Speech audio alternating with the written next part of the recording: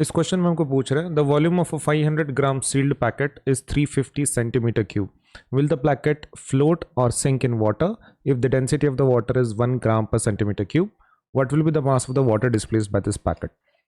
तो देखो, सबसे पहले हमको यहाँ पर क्या निकालना है कि वो जो पैकेट उन्होंने दिया है वो पानी में फ्लोट होता है कि सिंक होता है.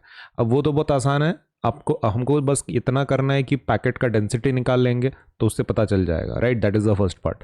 सेकंड पार्ट क्या पूछ रहे हैं कि भाई पानी कितना बाहर निकलेगा. आर्किमिडीज प्रिंसिपल के हिसाब से पानी कितना बाहर निकलेगा अगर हम ये पैकेट पानी के अंदर डालते हैं तो कितना पानी बाहर निकलेगा. That is what they want. अब इसके लिए एक सीधी सी बात हम लोग कर लेते हैं, पैकेट का वॉल्यूम निकाल लेते हैं, राइट. तो ये रहा पैकेट की डिटेल्स. पैकेट का मास लिख लेते हैं, कितना है mass. Mass is 500 gram, correct. Volume ये कितना दिया हुआ है volume. Volume is given to be 350 centimetre cube, correct. Mass दिया है, वॉल्यूम दिया है. अब इस डेंसिटी निकाल सकते हैं हम लोग पैकेट का. ओके, तो ये डेंसिटी का सिंबल है रो, राइट. तो ऑफ पैकेट फॉर्मूला क्या रहता है डेंसिटी का, मास बाय वॉल्यूम.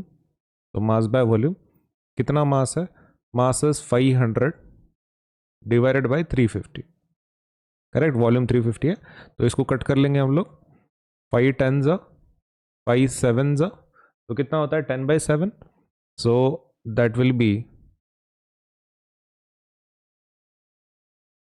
10/7 डिवीजन कितना आएगा, दैट विल बी 1 जा एंड 3 बचते हैं 30, 7 4 जा 28 एंड देन 2 बचते हैं तो 7 2 जा. सो 1.42 आ रहा है. Unit would be gram per centimetre cube. So packet की डेंसिटी वाटर की डेंसिटी से ज़्यादा है ना, वाटर का 1 है तो ये पक्का सिंक हो जाएगा. फिर क्या लिखेंगे, as density of packet is more than water, as density of packet is more than density of water, than density of water,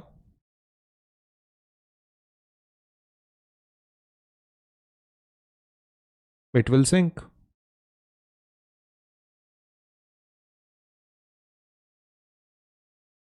ये हो गया. अभी वो पैकेट तो पक्का सिंक हो जाएगा क्योंकि पानी से कंपैरिजन में डेंसिटी उसका ज़्यादा है.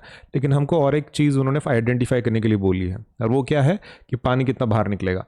अब ये तो आर्किमिडीज के प्रिंसिपल के हिसाब से हमको सॉल्व करना पड़ेगा.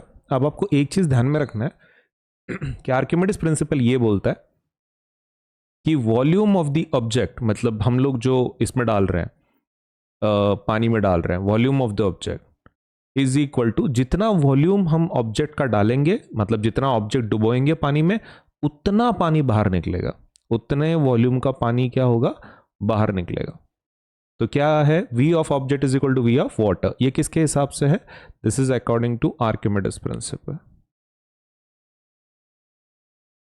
ये आर्किमिडीज प्रिंसिपल के हिसाब से बराबर है, सही है. अभी हमको क्या निकालना है, मास ऑफ द वाटर. बहुत ही आसान है. उसके लिए फॉर्मूला क्या लेंगे, तो यहां पर पहले वॉल्यूम लिख लेते हैं ना.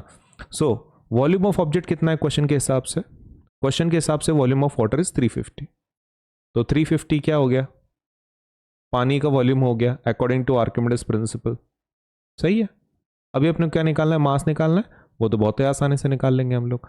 डेंसिटी का फॉर्मूला क्या है, density of water is equal to mass by volume. Mass of water किसका मास लेना है अभी, यहाँ पे पानी का मास लेना है, divided by volume of water, divided by volume of water.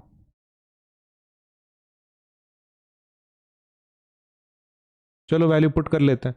सो यहाँ पर अपने को वाटर का ये क्या है, डेंसिटी, दैट इज 1. तो 1 पुट कर लेते हैं, density of water. Mass of water निकालना है,